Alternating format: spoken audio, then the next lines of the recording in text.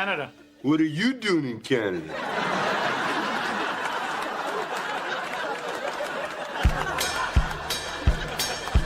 What's your business in Canada? What's your business in Canada? What's your reason for coming to Canada, eh? What's your reason? Shut up!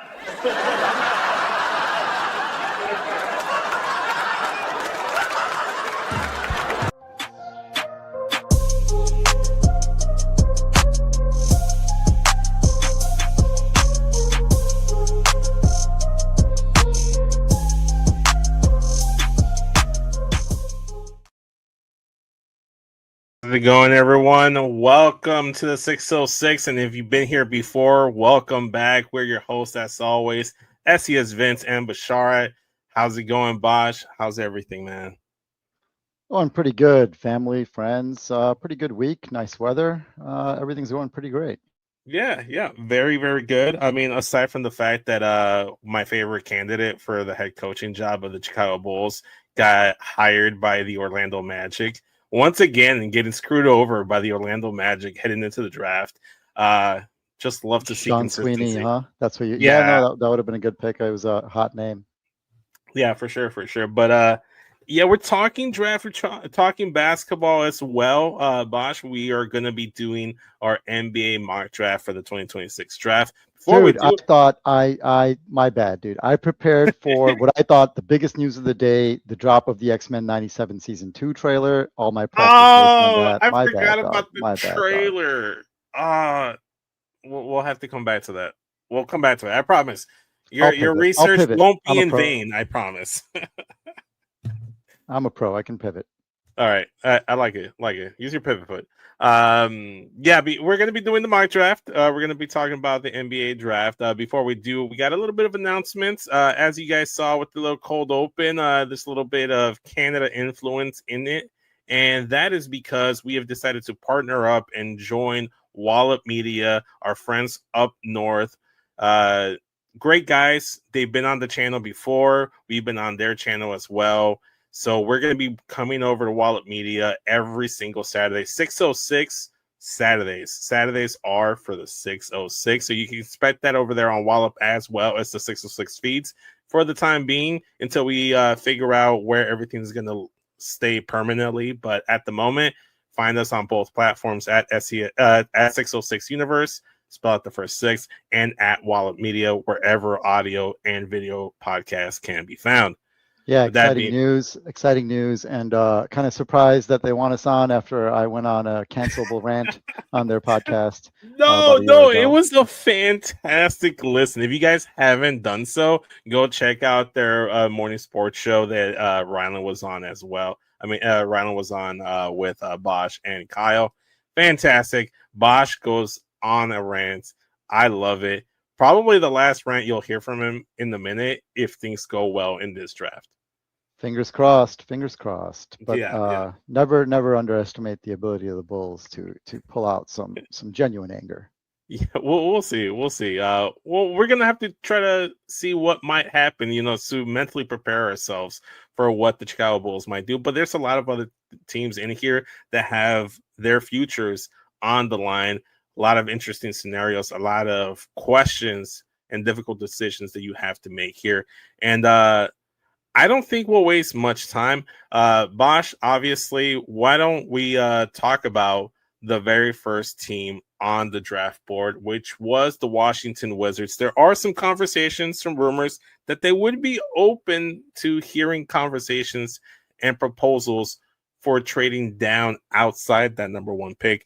Obviously, the team that is kind of like the number one, like in the news source there, would be Utah with the second pick because they've been linked to AJ Dybantsa from BYU. Obviously, the owner and Danny Ainge, both BYU alumni, but also AJ Dybantsa played his college hoops in Utah, also played his high school basketball in Utah, so they would like to keep him there. He has his whole family there. Normally, a top prospect wouldn't be so like chopping at the bit to go to Utah, but this is a pretty perfect scenario.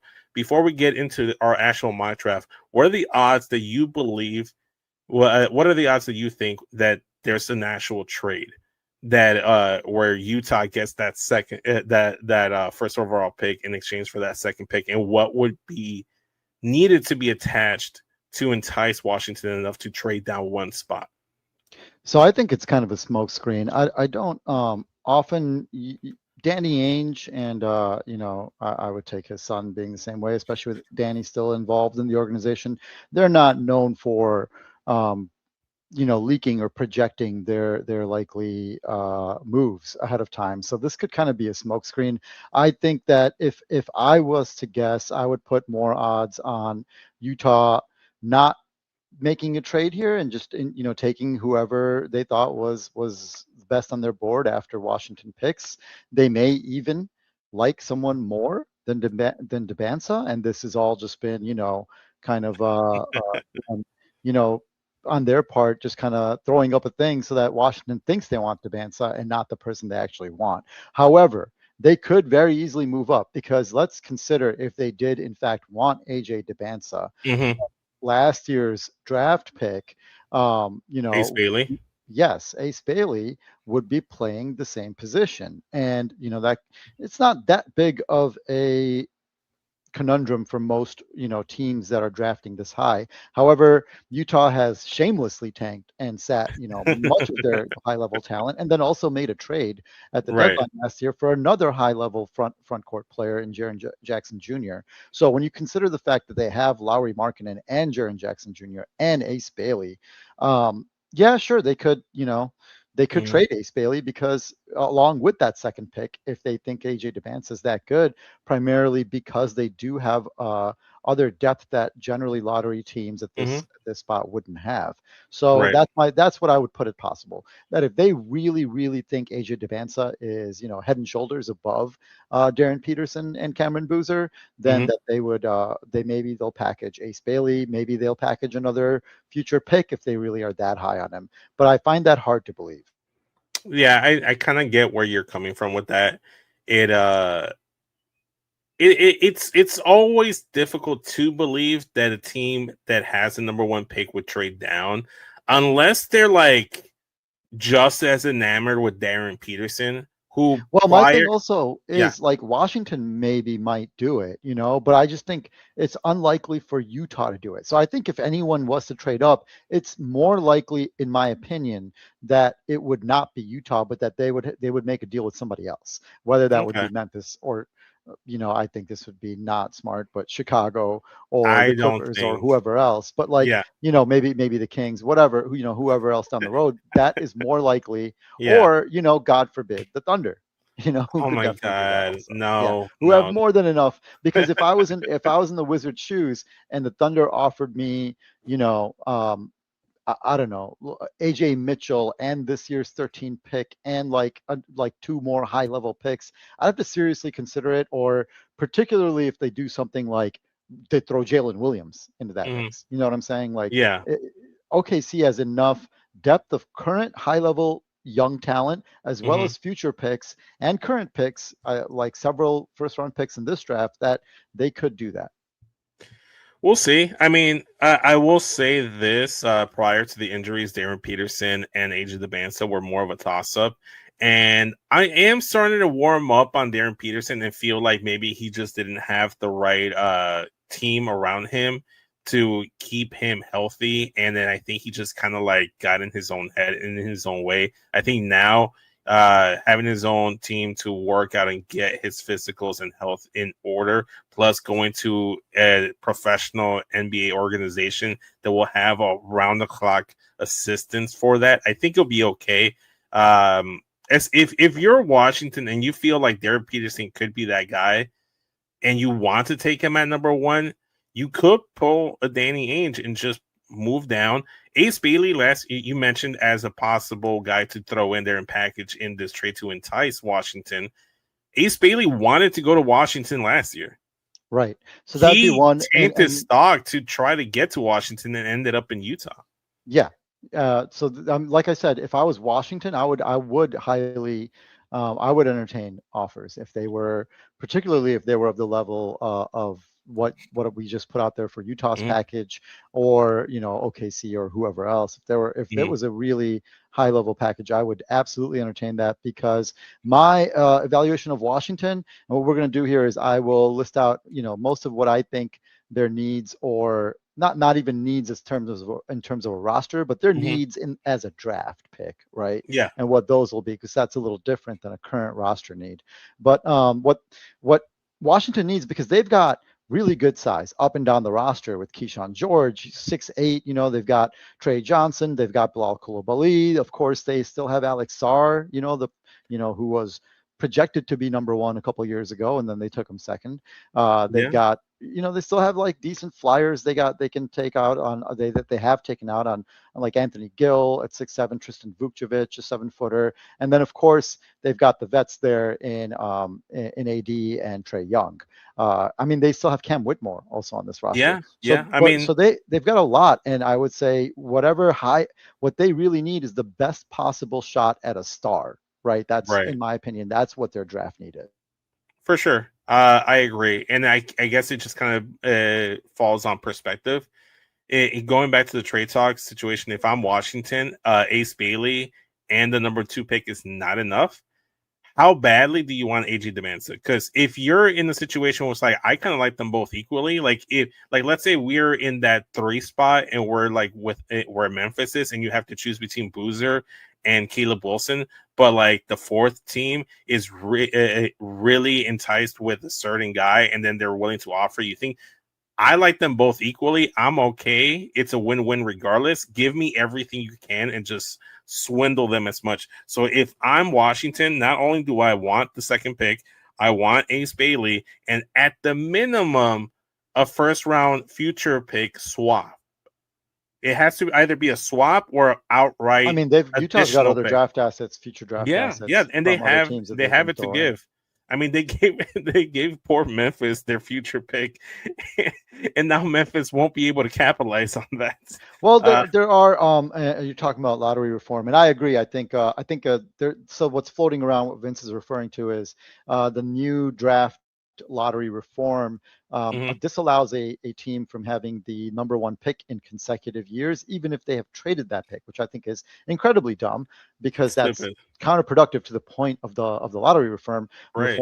If a team has traded their pick, then they're already not incentive to tank. If you actually tell them that no, you're disallowed from getting the number 1 pick, it actually incentivizes them to tank then, because with the new lottery reform, the worst three records in the league have less of a chance at the number 1 pick. Mm-hmm. So if it's a weird. So if anything, they could then get the number 1 pick, and that wouldn't go to that team. They would drop to 5 or whatever. I don't know. It's a weird thing. But on the other hand, I feel like they haven't even figured out what everything's going to happen if they get into certain situations. They haven't figured that shit out. But on the other hand, they're more likely, Utah is, to be in the middle, like not one of the 3 worst teams, but somewhere between 4 through 10. And coincidentally enough, those teams actually have a better shot at a little bit higher draft pick, because since we're now doing a lottery for each and every pick in the lottery. So therefore their median outcome actually is higher. So Memphis may get a better median pick. They just lose out on the shot of getting the highest pick. Yeah, top 5 pick. Right. Yeah, and they're also, their top 1 is not disallowed in consecutive years. Top 5 is disallowed in 3 straight years. Those are the rules. But on the other hand, getting a pick between like 5 to 10 is pretty good for Memphis. So so I mean, we'll see how it goes. Anyways, let's start this draft simulation, and we're gonna start off with the Washington Wizards. Regardless of who picks here, just like assume. Well, obviously, we're assuming it's Washington, right? But assuming that that they do trade it, I feel like regardless of the fact if it's Utah or if it's Washington or if it's Chicago or Memphis, I think it's a consensus of who goes 1.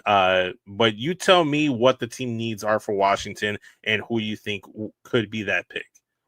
Again, surprisingly enough, they actually don't have like a specific roster need for this year. Not only do they have their young big in Sar, who's still developing and Hmm. shows some promise still, they also picked up Anthony Davis in trade from Dallas. So they've Right. got the big situation, both a young and a vet there. They've got Trey Young at point guard. They also have Keyshawn George, a large, 6'8", like I said, a Hmm. big primary ball handler who they've played at point guard. They've got Trey Johnson as a scorer. They've got Bilal Coulibaly. They've got a lot of good size up and down the roster. I think if I was looking for a future, where would I want to slot this guy? I would Hmm. probably say wing. On the other hand, again, I think the biggest need is the highest possible shot at getting a star, regardless of the position he plays, regardless if Hmm. that pushes Sar down, to a bench role, Right. or they have to work with Keyshawn and figure out a way to get a ball to a point guard, whoever that would be. In this case, it just so happens that Dybantsa is a big wing, right? What would you say on that? Yeah, yeah, I agree with you here. I think he just kind of fits in perfectly. I mean, either Darryn Peterson or AJ Dybantsa would fit in perfectly with Washington. I think that's why they're so open to like hearing these proposals and like seeing what people are Absolutely. willing to offer. And as a franchise, you should be doing your due diligence. I do think that the more guaranteed star right now is AJ Dybantsa, because worst case scenario, he's just a 20-point scorer in the league. And I don't know. I feel like I'm the type of guy that if I get the number one pick, I just draft who I think is the best prospect at number one and don't trade down. Because I never want to be the guy that trades down from the number two pick to get Tyrus Thomas at the fourth pick just because I like his potential and upside. I was totally on board with that trade down. Yeah, but I absolutely understand. I do like a team that'll take risks, and I think this is an opportune moment for them to take a risk, given the high value of the number one pick in this Mm-hmm. particular draft. The fact that they do need a very high level star potential player, but they also need they need depth. They need a couple shots at that right now, Yeah. and so I would have, and that there are teams with substantial assets in the cupboard that who would be maybe willing to offer them. So I would absolutely hear out in this case. While normally I would agree with you, I wouldn't have traded down from Victor Wembanyama, right? But in this Right. case, I think I might listen. If the package is good enough, I would do it. But if Yeah. not, take AJ Dybantsa. Okay. So then, question here: if you are Washington, let's say I'm Utah, I really want AJ Dybantsa. You're listening to my offer. If I offer you Ace Bailey and the number two pick to draft Darryn Peterson, is that enough for you, or do I have to include a first round future swap or outright a future pick? I'd need an outright future pick. I like Ace Bailey, but I'm not that high on him that I think it's enough value for you to pass up the best player in the draft.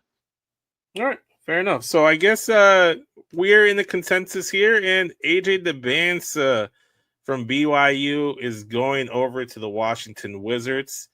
And next up on the clock is the Utah Jazz. They were unable to make that trade. They are here. Who did they take? I mean, obviously, there's been speculation just because Carlos Boozer is like a scout, like assistant or something like that, that he might like convince Utah to take his son Cameron Boozer, who we both very much really love in this draft, and I think a lot of people are like for whatever reason down on him. I don't see why. Uh, I don't. Yeah, I I mean, don't. I I don't get that's it. understandable. He's in their front office. Carlos is, that is. Mm-hmm. And it really does come down to Darryn Peterson does look like a star, right? Like when you see him play. I think in our sort of Bulls episode, I compared him to possibly like Anthony Edwards. Like that would be a Mm-hmm. great fit. But if they thought Cameron Boozer is that next best prospect by enough of a difference, then they should take him. Although Mm-hmm. I will note again that their front court is very filled out. Now you Yes. can make trades. You can get high value for Lowry. Maybe you can flip JJ again, or Kessler. I wouldn't be I like Walker Kessler at center, but like that's not necessarily going to hold me up from taking a front court player. It's Mhm. more of the fact that Ace Bailey's there at 6'9", Lowry Markkanen is there, Jaren Jackson is there, and now that's a lot of forwards, right? So Yeah. even if they were to lose Ace Bailey, I Mhm. think if they were to lose Ace Bailey in some sort of trade, then perhaps I'd consider it. Or if they were going to trade Lowry, then I'd be more prone to taking Boozer. Mhm. But as it is, again, they've got Keontae George, no relation to Keyshawn George, and Isaiah Collier at point guard. Yeah. So, I mean, if there was a high-level point guard prospect, I'd still take one, but that's pretty good guard rotation, and there doesn't seem to be a point guard prospect in that same class as these top 4 picks. Right. So I think Darryn Peterson as a 6'5", ish shooting guard, that would Yeah. be a very perfect pick. It just comes down to, again, what's Danny Ainge know about him? What kind of scouting did he do? And what is his opinion of him? Because as we know, he's not afraid to buck the trend, see Markelle Fultz and Jason Tatum, and take Yes. take who he thinks is best on his board, regardless of what other people think. Right. Exactly. I mean, I guess we'll see, but I agree with you. I think just Darryn Peterson just fits him like a glove with the current lineup they have. Because even if they don't bring back Walker Kessler, right, you can do a Jaren Jackson at 5 with Lowry Markkanen at 4 and Ace Bailey at 3. Then you have Peterson at 2 and Keontae George at the point, who again, And just great size up and down that lineup. Now, yeah, maybe not at the highest fantastically. end, but great switchable size. I mean, Keontae's like 6'8", and Lowry can easily play center. I mean, that No, you can flip flop Keontae's those quite a bit. 6'4". Oh yeah. Sorry, I was thinking of Keyshawn. Sorry, Yeah. Keontae. Yeah, but for a point guard, see again, no relation. I got to remind myself, not Yeah. not in any way. But yeah, no, Right. but that's still pretty good size for the point guard position anyway. Mhm. Collier, I think, is a little smaller, but Mhm. that's a backup. He's a backup at this point. Yeah. Ace Bailey's got good size. You can play one of them at shooting guard probably and get away with it, I would think. Yeah, I mean, you can maybe at least test it out to see how that could fit going forward. But even if they were to bring back Walker Kessler and have that be the starting 5, and you go with Jaren Jackson, and you go with Lowry at the 3, you could just have Ace Bailey slowly be coming up off the bench, which Yeah, ironically is absolutely. what He'll didn't still be want. able to get. You should still be able to get minutes, which is the main concern. Yeah, Is yeah. can he get in and play and develop? And I think you'd be able to do that, especially if you pick up Darryn Peterson. So Yeah. So I'm with you. I think there, given what's happening here, if like nothing else, like I think all the Cameron Boozer stuff is more of a smokescreen to just kind of like see what people would be like, hey, I really want Cameron Boozer, or like just trying to gauge things, I guess. Maybe doing their due diligence, but Darryn Peterson is definitely the guy for me at number 2 as well with you. Moving on, we have the number 3 pick, the Memphis Grizzlies here. I think this is the first real decision of the NBA draft. Do you go with the analytical guy in Cameron Boozer, or you go with the upside potential guy in Caleb Wilson? Both guys are going to be fantastic and incredible. I think we both have our preference as well, but we both like both of these forwards. And honestly, you can't go wrong with either of them, I don't think. What the team needs right now for Memphis, and also, I want you to think about this as Memphis, not as a Bulls fan, hoping that you get your preferred one out of these 4. Like, who do you think is the most realistic selection here for Memphis? Not who you want them to take, so that so we end up in Chicago with the guy you want. yeah, well, obviously they still have Ja, and you're thinking they'll likely find a trade at some point. But the future for them is with Cedric Howard, 6'5" Mm-hmm. wing. They got Jalen Wells, 6'7". Of course, they've got Zach Edey, the gigantic center. Still have some flyers. They've got Taylor Hendricks and Walter Clayton Jr. But their biggest need is, again, star potential, and particularly at either point guard, wing, or power forward. I don't really think they're looking for that at center. Fortunately for them, center is not really in consideration up here. Mm-hmm. So the question comes down to probably, if they, as it seems they do see Zach Edey as one of their future cornerstones, Right. then what kind of power forward is going to be best developing next to both of those for both of their growth, to be on the defensive and offensive ends? And do they think somebody with a high level of skill set like Cameron Boozer, just a very high IQ, heady player who's good from, doesn't have too many weaknesses in his game, but isn't particularly athletic. He's not unathletic, but he doesn't jump off the screen athleticism. So he doesn't have the sort of speed. And you're pairing that with Zach Edey, who also is kind of limited in speed wise. And he's mobile, but he's not particularly fast. So do they think that works fine because of Carlos Boozer's high IQ and his overall skill set? Or do they think, somebody coming a guy who can run and jump and maybe run on the fast break, unlike Edey as much, and come from the weak side for blocks like Caleb Wilson on defense? Does that fit their future plans better? If they think those are equivalent talents. Of course, if you think one is way better, then you're going to take that one. So I think in the end, it probably comes down to them thinking one is way better, in my opinion, and that they'll take Cameron Boozer. Oh, all right. I mean, I see that as the projected. Obviously, the 92% here on the ESPN analytics draft simulator as well. Everyone is starting to lean towards Cameron Boozer being the guy, because there was some real discussions of Caleb Wilson jumping to 3 or maybe even like 2, just given his potential. But he does seem like a really good fit next to Zach Edey as well, because what Cameron Boozer didn't have in Duke was a center that can help like protect them on the defensive end, like not necessarily like shield him or anything like that, but just more so like a system so he can just like fit better. And I think with Edey and Boozer on there, you start seeing the remnants of a revival or of a 2.0 of grit and grind in Memphis. And as much as it would pain me, because I really do love Boozer and I kind of do want him to be the guy at number 4, but I just don't think that you can pass on the sureness that Memphis has here. Given what the conversation we just had, they traded for that Utah pick, which now can't be in the top 5 next year, given the new draft rules. So if you're the Memphis Grizzlies and like, we don't know how good we're going to be, we don't know where we're going to land. Are we going to be in that relegation zone in the bottom 3 where we might have less lottery ping pong balls to get that number 1 pick or 2 pick or 3 pick or whatever with our own individual pick? And then that Utah pick might be like best case scenario, the 6th pick in next year's draft. I kind of want to go with the more sure thing, and I think Cameron Boozer's that guy. Yep, that's my take at it. That they probably will evaluate him as a higher level talent overall and take him. All right.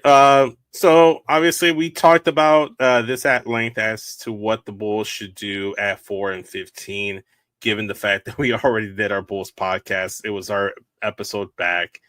I think this is the easiest pick in the entire draft, in my opinion.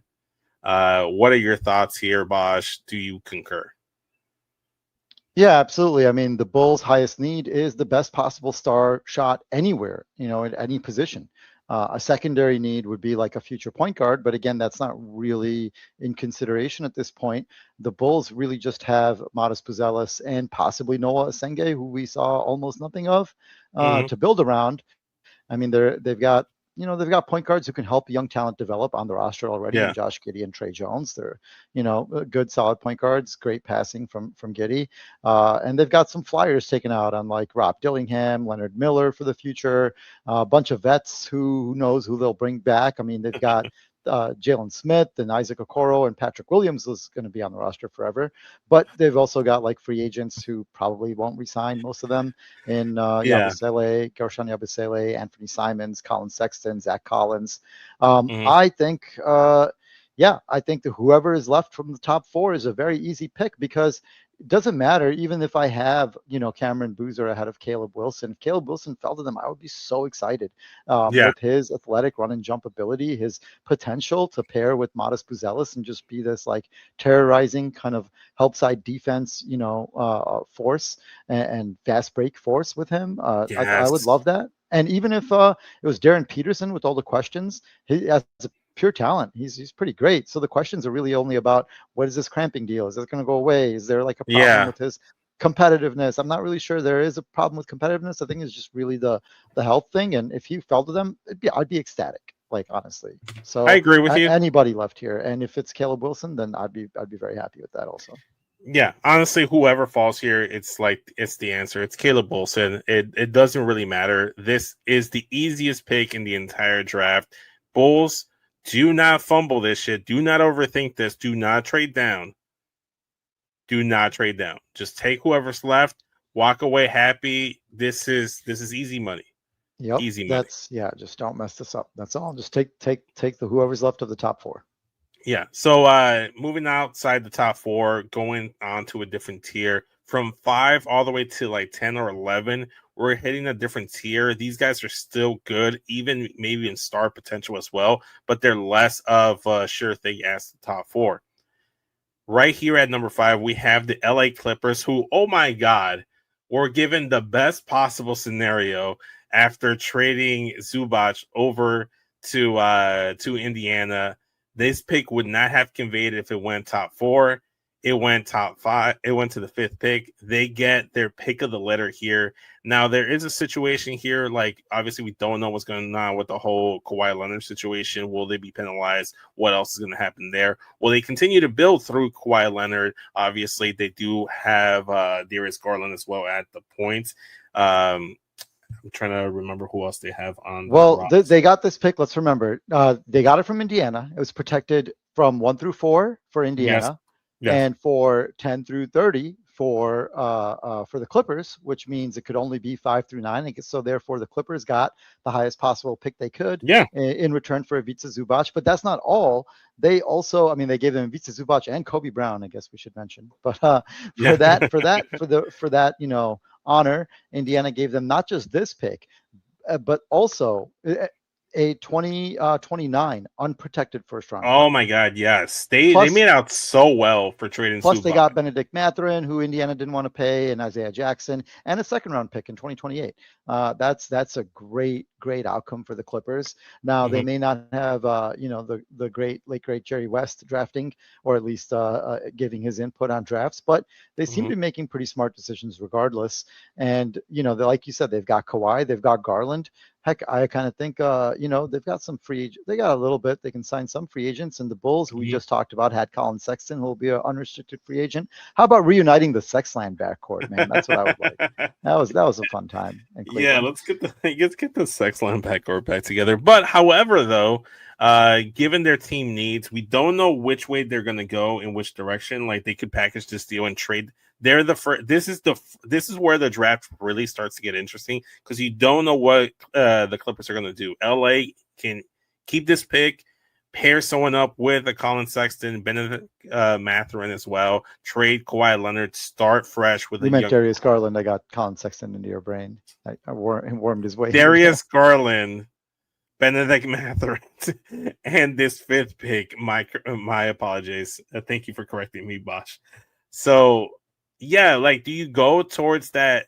Just like move on from the Kawhi Leonard situation, maybe because you still have Bradley Beal. Well, remember, it's not just. They've got Kawhi, they've got Garland. I think they still have Derrick Jones Jr. possibly still under contract. They do. Chris Dunn and Brook Lopez, and who are they going to bring back? Nicola Batum, because they, they still have John Collins and Bradley Beal. I think Bogdanovic's contract might be up possibly, and then they've got those young prospects that they picked up, and Benedict Mathurin. They still have Kobe Sanders and some flyers like Cam Christie and Ty Washington, Yannick Conan-Niederhauser. But they're basically, their biggest need is, I think, the best possible star shot. But will they take that best possible need, or do you look at that full roster and are they going to try to pick somebody who fits in with that roster? And that's a real question, because the Clippers don't have a lot of their draft capital still going forward, because it's still owed to OKC and in those trades, or to Philly in that Harden deal. So they're not really going to be concerned about trying to maximize their draft pick. They don't have it. So they have a good, decent roster. Are they going to just try to keep that together and add to it? Or are they going to take the opportunity to do, to take a possible future building block? And that's a real unpredictable answer there. I have no idea what they're going to do here. So, okay. So let's analyze it this way. Let's analyze the best talent here available. Obviously, the percentage right here on ESPN is Keenan Wagler, out of Illinois. You had Kingston Flemings, who his measurements weren't really up to par to what people wanted, but I don't think it's going to be a detrimental thing. I think he's still going to be great defensively. He's very enticing, and if we were still in like that 10 to 9 range and didn't move up, he would be one that I would hope would fall to us, because I like his defensive tenacity as well. And then there's Darius Acuff. This is the guy that everybody was talking about. That he's been rising like crazy. A lot of recent projections think they'll take Acuff and not Wagler, which I think probably Acuff is got more star potential, but Wagler, Wagler, I don't know how to pronounce Wagler. That right. Wagler, sorry, Illinois alum, I should get that right. Yeah. But yeah, they could, Keaton Wagler, I think, fits pretty well, and also does have a lot of good, future building block potential. But like you said, with Burries, Braden Burries is in there as a possibility, maybe a reach, or Flemings or Acuff. All of those are possible star shots. I actually think what they maybe should do is trade down. I was just about to bring that up, and I'm so glad you mentioned that, because I'm looking at Sacramento, and they've been. That's exactly who I was thinking of. Yep. Oh man, dude, we're in sync right here. We're in sync. Yeah, Sacramento has been linked to Darius Acuff Jr., wanting him, and honestly, I don't know what it is about Darius Acuff that I just look at him and it's like he just screams a Sacramento Kings player. He gives me like Tyreek Evans, DeMarcus Cousins, De'Aaron Fox energy. Like Tyreek Evans is a great pull. That's a great pull. Yeah, absolutely. Like he just gives me those vibes. Like this is a guy that a gymmer for death. Nick I don't know if he'll be that bad. I mean, Tyreek Evans. No, I'm not saying he's bad. Yeah, I'm just saying. He has right, that type of star player, potential hype going into the draft. This is who they like to go up to. And then obviously, I don't know what draft capital Sacramento does have, but if you're the Clippers and you look at this and I'm like, I really don't want to make this pick. I want to be in a Bulls situation at 4, similar to that, where I just take the best player available at 7. And then, or maybe Braden Burries is their guy, and they don't want to reach at 5. They know that Darius Acuff. That was my thought. That's why I specifically mentioned Burries, because if I was them, I would probably think Burries would be my pick for who is here. But he's also more likely to be available later, so I would really strongly look at see what's available at trading down for sure. Yeah. So I think there's a real chance that this is a trade here, and we do see. Either Sacramento moving up here, or maybe Brooklyn really wants to guarantee that they get either Acuff or Keaton Wagler. If I'm Brooklyn, I just stay pretty at 6 and take whoever's left. Or maybe they like Kingston Flemings. If I'm Sacramento, I don't trade up. You just take whoever's left there. But when has Sacramento ever done anything any of us would ever do? So, listen, man. Chris Webber made me want to support the Kings back into the early 2000s. I just want the Kings and the Bulls to be good at the same time. It'll never happen. That's a very tough call. That's a pipe. That's a pipe dream for sure. Let's assume the best you got is when they were both playing teams. That's to them. That's like each of them basically championship level at that point. Well, they're the Cali Bulls over there because they got Sabonis, Zach, and DeMar with Russell Westbrook. Yeah. Oh my God, I forgot that. But we are talking about the Clippers still. So yes. Who are they taking? I was going to say, by the way, besides Sacramento, because like you said, we're not really sure. I looked at their coffers here. They don't really have that much to trade, I think. But I would take an unprotected future pick from them, absolutely. Like if I was the Clippers, 100%. Yeah, 100%. Especially if I thought my guy would be more. Would also my guy or a acceptable consolation pick, would be available at 7 where they are. I would trade down a couple spots, but I think also, you have you of course have. I don't see OKC wanting to trade up for any reason, but they have the availability. They've been rumored to want to go and move up in the draft. They have 2 first-round picks. They can back to 17 and 12. But to move up to maybe the top 4, not necessarily 5, right? So, but I would entertain that. I would entertain it from, maybe Atlanta, who's a team that's actually, a competitive team despite their 60-plus point blowout lost to the Knicks in the playoffs. They were in the playoffs and they won, they were up 2-1. So they've got, they may want somebody really strongly thinking that that person can help them now and in the future and grow with their young core. So there's a few teams, not just Sacramento, that they could look at. I think everybody from between 7 through 9, Atlanta, Sacramento, Dallas probably is a possible viable trading partner for the Clippers here. Yeah, I agree. Let's assume no trades. We're going to continue this draft. I like having the trade discourse and going back and forth because I just love it. It gives me endorphins that you who doesn't can't imagine. Yeah, who doesn't? But assuming the Clippers keep this pick, I think if you go Darius Acuff, now you have to trade Garland because I don't think Darius Garland fits. Or maybe you just view Acuff as like a longer term project, right? Behind Garland. But even if he is a longer term project, I think Acuff, regardless of who drafts him, I think he's a starter day one. And if he's not a starter day one, you might as well just draft someone else that you think will be a starter at day one at 5. Fair. Yeah, a lot of this hinges on how the Clippers are going to restructure their roster, right? So that's why it's so much of a guessing game as to what they'll do, because we don't know what their plans are with their current roster, where you think about all the guys I named, they could do anything. They could trade several of them, they could package them, they could trade, they could wait till the deadline to trade them. They could decide they want to compete. There's any number of directions they could want to go. They may want to go. So yeah, I agree with you. I don't know if Acuff is really a Clippers pick, but that's been the rumor lately. I think it's Keenan Wagler. And I think the reason why, not only do I think he just fits better, because I think whether you think Darius Garland is your point guard of the future or like a piece going forward in this either reset, rebuild, or whatever, retool, because we still don't know what their direction is. That's why this pick is so difficult. But I think Keenan Wagler is the perfect pick because regardless of which direction you want to go, if you want to zig or you want to zag, Keenan Wagler is kind of perfect for whichever direction you go. He can either be paired up next to a Darius Garland, be in that position with Kawhi Leonard and the rest of their team that they have all the veterans that we mentioned earlier. However, if you do decide to just trade off and unload all those veterans, now you have a backcourt that's dynamic, and that was the thing with Darius Garland and Colin Sexton, and then Darius Garland and Donovan Mitchell, like two small guards that couldn't really defend.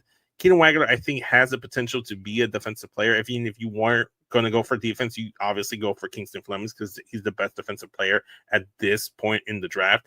But I think just me also, I think when it's all said and done, Keenan Wagler will end up being the better player and has the potential to be in that top tier. I think we'll be looking back a few years from now and be like, Keenan Wagler should have been like a top 3 pick.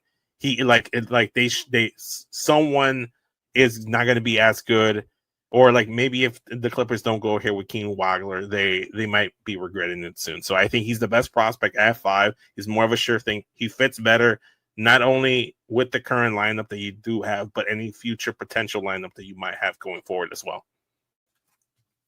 Yeah, I do think I think that's probably true. I agree with you that Wagler is probably the pick. And again, if they think Flemings, and his Derrick Rose idolization and kind of like but with shooting, as the way he plays, that would be, I think that's also a good star shot. But if they can trade down to pick him up, then they might do that.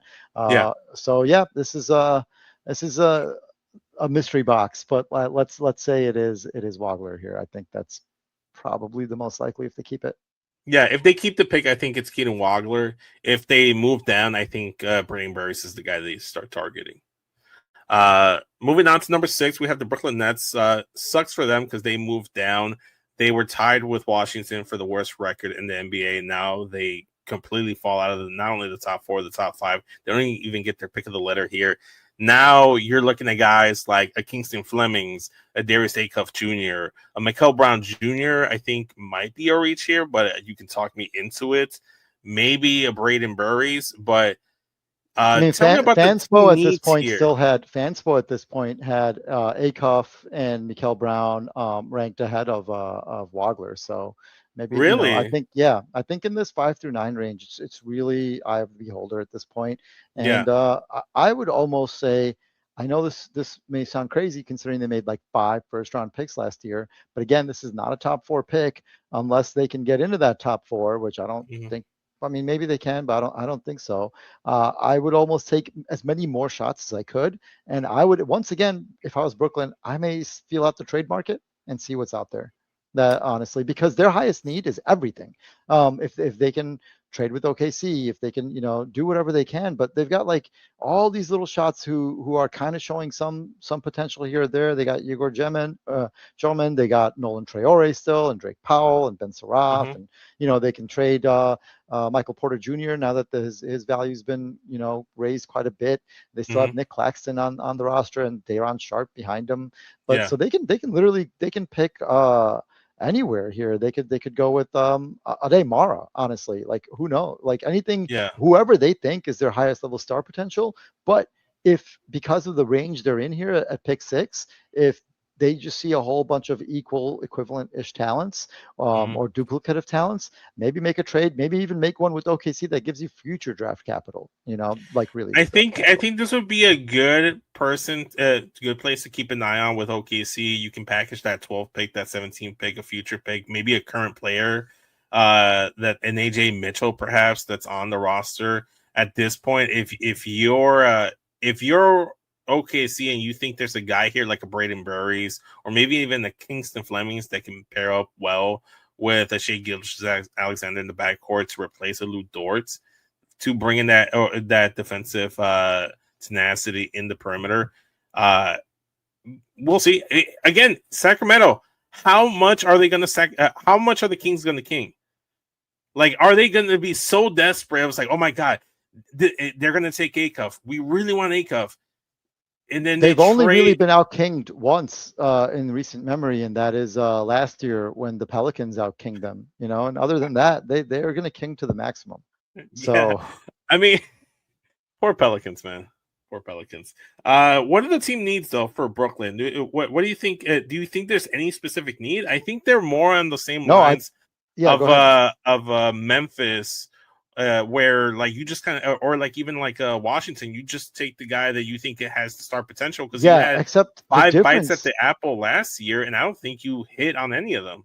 Exactly. So that's what I was going to say is the difference between them and Washington is Washington at least has a few guys they're like they have a lot more surety of how they're developing, whereas with Brooklyn it's still kind of a crapshoot. Everybody on their roster, everybody they picked last year is still kind of like maybe. Mm-hmm. Like, so their highest need is everything, anything and Yeah. everything. So literally even at their best prospects, even with Zaire Williams and Igor Joman and who everyone else, like, it doesn't matter. Like, just pick whoever you can who might give you another possible, who might break out of this pack that you have and show themselves to be a leader or an on-ball, a primary on-ball Mm-hmm. creator or a star potential. I know they've got multiple primary on-ball creators right now, but Yeah. none of them has stood out enough. None of them has stood out enough. The only one that I keep hearing is Igor Deming, but he's a 6'8" guard that seems to be transitioning over to being more of a playmaking wing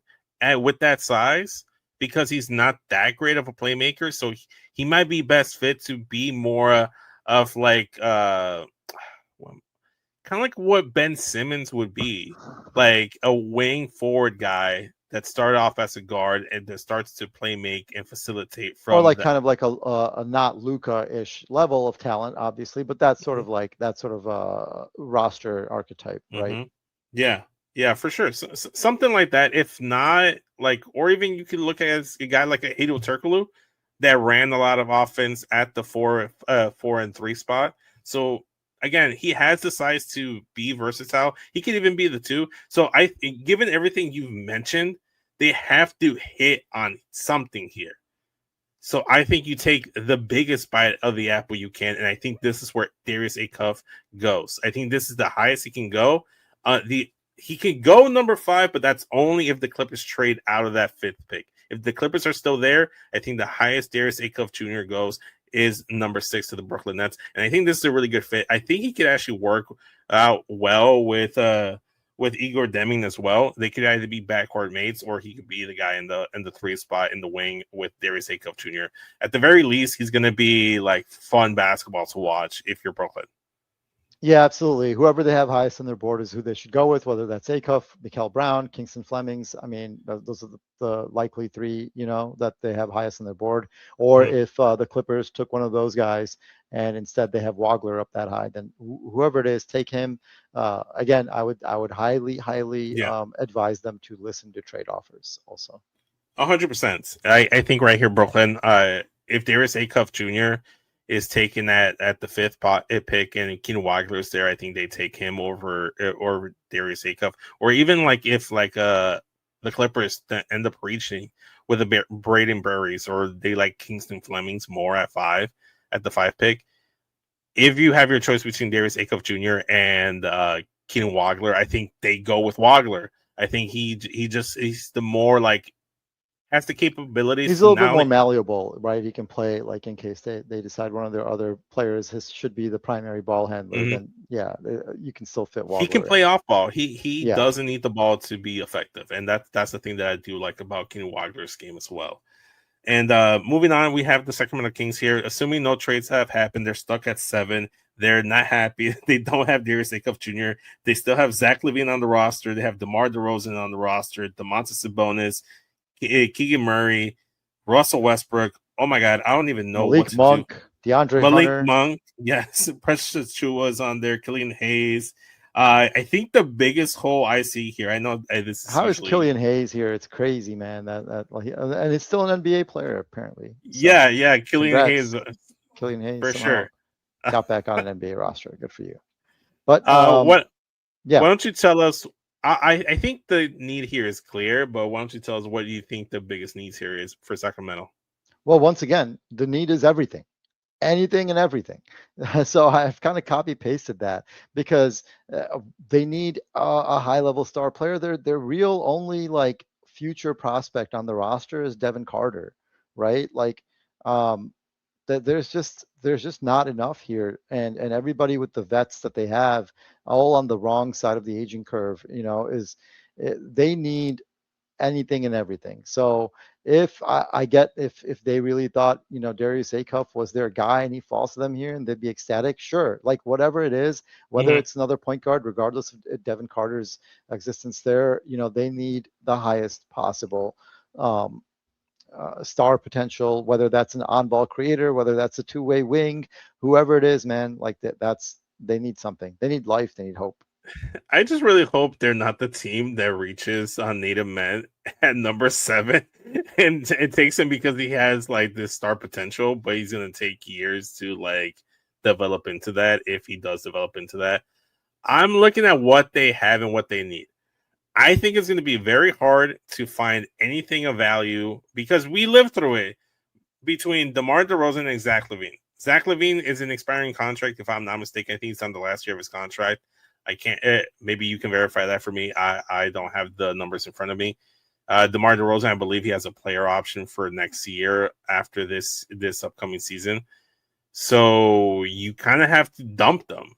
And if you're Sacramento, you're gonna have them on your team for a minute there. You have Keegan Murray as well, he's probably the only guy I like, and then you have Domantas Sabonis. I think you kind of go with Kingston Flemings because he's probably the best defender there. He's a point of attack defender. He still has really good size at 6'4", regardless of the wingspan not being what you want it to be and being disappointed in that aspect. I think he's still a pretty good ball creator for the guys there. And when you saw DeMar DeRozan and Zach LaVine work at its best, that tandem was working at its best when they have a defensive point of attack defender at the point, like Alonzo Ball. They can facilitate and just create for them in situations in the fast break or maybe even in the half court. And I look at Kingston Flemings, and he kind of reminds me like certain things that Lonzo would do for Zach and DeMar. And I know you shouldn't be making this pick given with the prospects that they will be on the team. But even regardless of that, when you look at everybody else, I think everybody is a toss-up at this point, and I really, really like Kingston Flemings. He's the guy that I would hope that had fell to the Bulls at number 9 or 10 if they didn't move up. I agree with you there. I think Kingston Flemings is a great future prospect, and they should pick him. I disagree on that fitting the roster. I don't think they should. I think they need to flip everybody they can for any amount of value they can while there's anything. If there's anything left, Zach, by the way, is on his player option, which he will almost certainly pick up, unless I guess there's some method of giving him a longer term deal at lower money. But like I just don't see that. I think he's like nearly $50 million. He'll probably pick that player option up. And and then they should, maybe with only 1 year left and him being an expiring, he may actually have some trade value, for a team looking to get off longer term money and picking up a better player, because he is still an extremely efficient 3-level scorer. So that they should look at dealing these guys if they can. Like you said, it is more difficult than it would appear, as we know. However, that they've got this pick. Don't worry about the roster, who fits, who doesn't. It just so happens that Kingston Flemings might fit the roster, but he's also might be the best pick. I would agree with you. I don't know if they're likely to make it for that reason. I think they're probably more unlikely to make it for that reason. But, at this point, even if it's, the next highest rated prospect is Mikael Brown Jr. or whatever, I would go. Which who I do like here, and I wouldn't be surprised if Sacramento just likes Mikael Brown Jr. more. Yeah, I think they may like him more, but they're pretty close, I think, in a lot of people's draft rankings. So yeah, I think Kingston Flemings would be a good pick. I'd agree with you. Yeah, I'm gonna go Kingston Flemings here. I think he fits perfectly with what they currently have, and long term, I think he's just something. Sacramento, yes, they need star power similar to like a Brooklyn, but they need stability. They need something there. They're just like, this is solid, this is good, this is something. They need something foundational. And honestly, I think that's going to be Kingston Flemings. I really like him.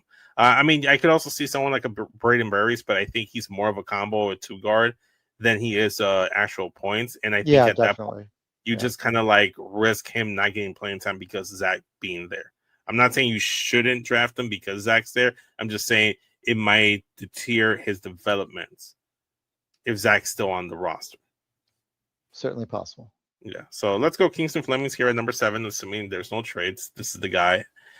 Atlanta, I think this is the highest Ade Mara could go, because there's a clear need for center here with the Atlanta Hawks. As we saw in the playoffs, they don't have that size, that at least defensively, to combat other playoff teams. And they were getting cooked by Karl-Anthony Towns of all people. And they also do need an on-ball. That's been cooking quite a few teams. So I know, it's crazy. What world are we living in? Who are we? Are we the ones that plugged into the Matrix?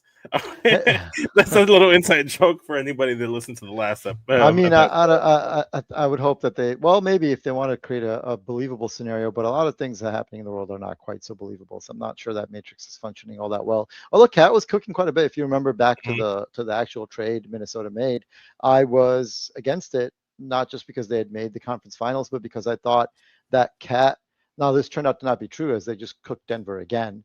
But I thought Cat gave them the highest level ceiling in the playoffs, even though Randall and DiVincenzo were probably better, made them a better overall team and stronger regular season team. I thought having Cat along with Ant and Gobert gave them a higher playoff ceiling. But so I'm not that surprised. But yeah, he's been cooking. So maybe not that embarrassing for Atlanta. But then again, they did get wiped by like 60 points. So yeah, that was kind of bad.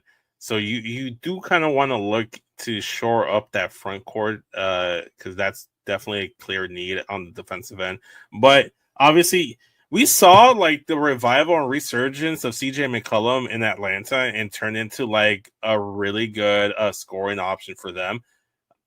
There's a possibility that I see a world where they can re-sign him to a very favorable contract and he can be there long term. But I think you need a true point guard, and I think that was one of the things that they were really missing. Because if you're asking CJ McCollum to run your points, it's not that he can't do it, is that he shouldn't be your primary facilitator at point. He shouldn't be running your offense. He's best working off the ball or a secondary creator.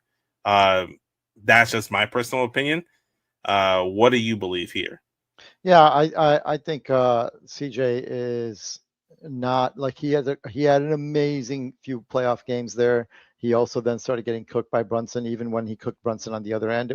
And then he wasn't able to do much those last few games. And this is not somebody you need to be making your roster decisions based off of, or your draft decisions based off of having CJ on the roster, in my opinion, because I think Atlanta. Their highest need is a complementary star potential running mate for Jalen Johnson, because they've got now they've got Nikhil Alexander Walker, who had a breakout year. It was awesome. They still have Dyson Daniels and Jalen Johnson. That's their core. But of course, they've got last year's draft pick. They've got Asa Newell. They've got Zachary Risachet from a couple years ago. They've now acquired Kuminga. They still have Onyeka Okongwu, who's only like 25, I think. That's And then crazy. they've got like CJ. Yeah, exactly. It feels like he's been around forever, but Yeah. yeah, he's still pretty young. But none of those guys, Nikhil is great, but they need to get the best possible potential running mate long term for Jalen Johnson. That's what I think they need, and I think that is most likely at this point in the draft, based on who's left on the board, a point guard. And they do kind of need a point guard, man. I mean, we saw that in the playoffs. Jalen Johnson was kind of reaching his limit when once CJ ran out of gas. That was it. It was over, and that's who they need. Again, if Sacramento hadn't taken Flemings, like they should take him here. Like I think Atlanta should take him here. But yeah, that's those are their needs. I think their highest need is a star potential running mate for Jalen Johnson, preferably someone who is an on-ball creator. Yeah, 100%. I think you look at someone like a Mikael Brown Jr., I think he would be perfect to facilitate this offense. Yes, you should. Again, we're going to emphasize we're not making these picks and selections, keeping in mind the current roster members that they have, like CJ McCollum or Zach LaVine and DeMar DeRozan previously with the Sacramento Kings as discussed. However, the fact that they can play well and complement them while they're on the roster before you move them, I think it's a fantastic cherry on top. That's just like the frosting on top of your cupcake.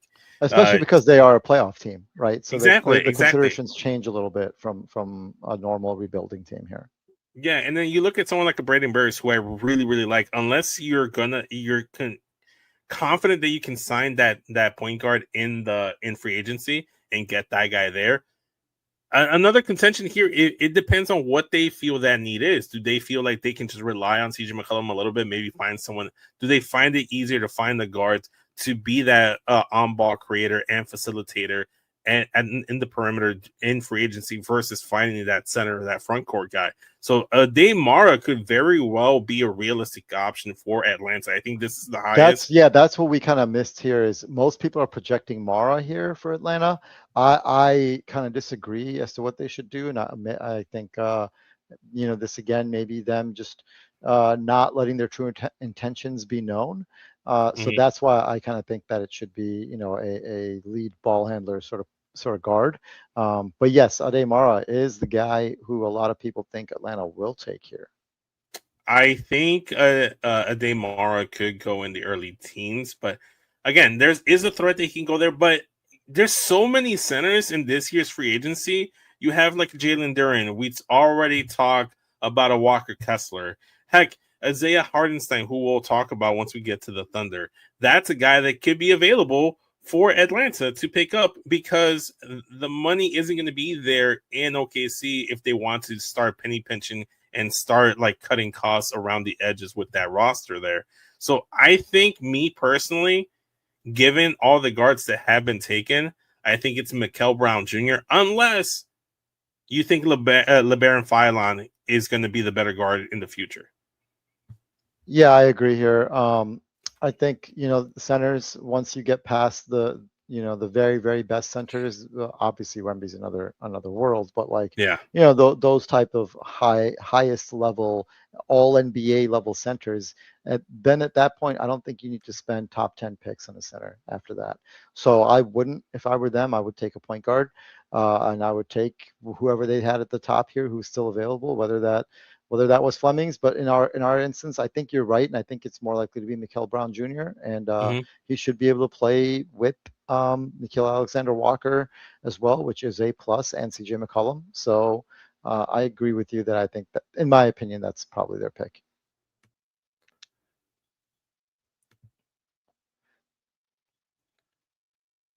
Okay, so Mikael Brown Jr., I think, is more of a consensus here. I think you could reach for LeBaron Philon. However, I think this is where you go. I think he's kind of been like the guy that like I've been projecting all these guys. This is literally how my mock draft originally, after the not only the combine, but also after post lottery results. This is how my mock draft was going internally already, because I like this for Mikael Brown Jr. He just kind of feels and looks like an Atlanta Hawk. And then also too, I just like the OCD in me. I don't know what it is in me that just really likes Kingston Flemings in Sacramento instead of Darius Acuff. Just Kingston as a Oh king. God, I didn't even think of that. That's such an obvious thing. It's so dumb. Moving on here, we got Dallas at number 9, and you're looking for the future. You're looking for a future running mate for Cooper Flagg. What else would be a team need? I don't think DeMar. I think this is the one team that wouldn't even sniff a DeMar because they have that front court already established. I think you kind of like figure out what you're gonna do with everything else around Cooper Flagg. Well, that's precisely it. Their highest need is a complementary running mate, star potential running mate for Cooper Flagg, because they do actually have a pretty full roster of vets. You know, with Kyrie, they've got Daniel Gafford, they still got Lively, they still have Ryan Nembhard as a little, point guard flyer, small point guard, but played pretty well. Brother of Andrew, of course. They still have Clay. They still have, Max Christie, who they got in that trade. They got, I think they picked up Middleton at last year's trade deadline in those moves. Did you mention Caleb Martin already? No, I forgot about Caleb Martin. Yeah, they've got PJ Washington. Yeah, PJ Washington is still there. They've got a couple flyers out on like guys like Brandon Williams, Musa Cisse at center, but none of those guys are a for sure building block of the future. Only Cooper Flagg is. So what you do here is you pick the person who you think can most likely be the star running mate next to Cooper Flagg and help Cooper Flagg grow or become an all-star level player or be one with him.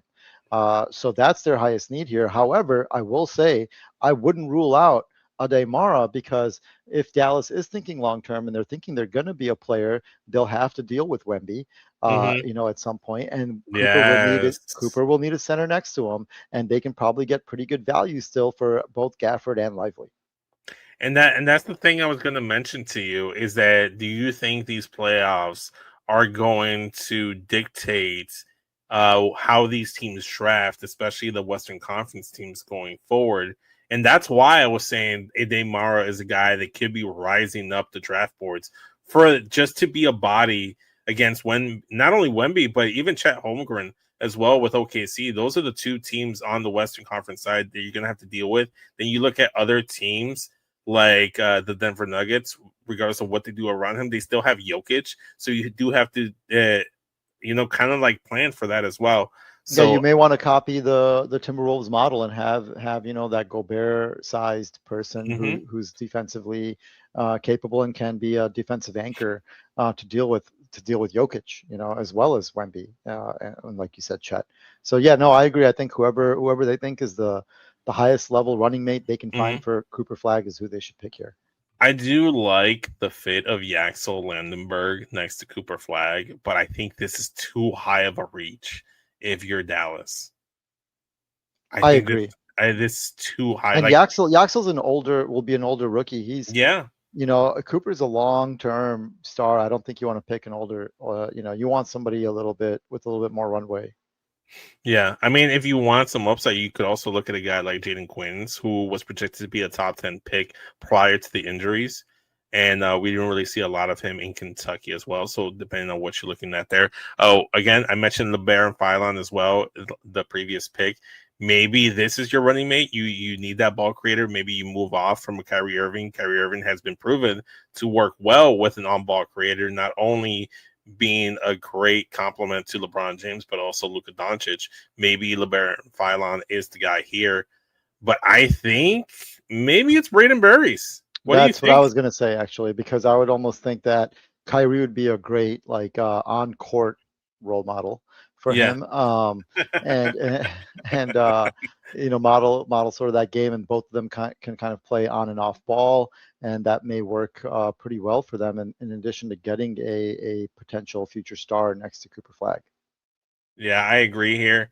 Also, too, like I don't know how much of a star potential he has. I think he has like maybe third best guy on your roster potential. He may not be the Scottie Pippen, but he could be the the Dennis Rodman of your team, the defensive anchor, the guy that can help you on offense as well. You know, he could be the Draymond. He's not Clay, but he could be Draymond. He could be the Chris Bosh. He could be that third piece. I really like Braden Burris. Obviously, the player comp is Derek White. Like, that's not a bad player comp. And at 9, I think I would really like that, especially in today's NBA. I just like that he has the potential to be on ball and off the ball, especially with Kyrie Irving there.